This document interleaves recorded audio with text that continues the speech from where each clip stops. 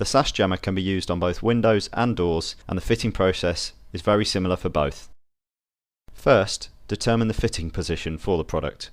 For maximum benefit, we recommend fitting the product 100mm from the corner of the sash.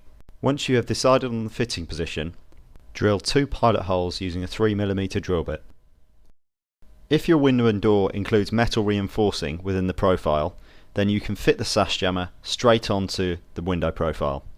However, if your window or door does not include metal reinforcing, you will need to use jack nuts to ensure a secure fixing of the product to the profile. Use a 9mm drill bit to expand the pilot holes. Insert 2 jack nuts. These are included in the sash jammer kit.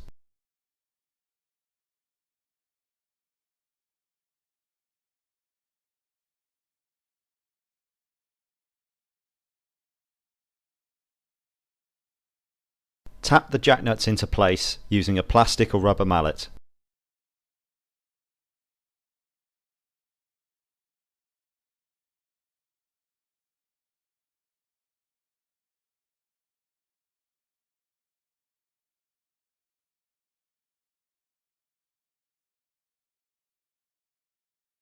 Place the sash jammer over the holes.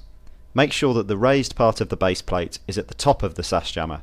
This allows the lock to be correctly fitted at the bottom of the sash jammer base plate. Use M5 screws to fix the sash jammer in position. Continue screwing until you feel resistance. Check the compression of the sash jammer arm on the window or door.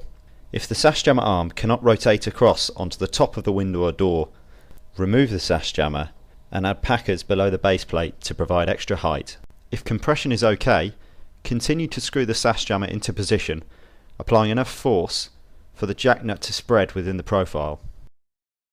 Use the cover cap supplied to cover the screw holes on the sash jammer base plate.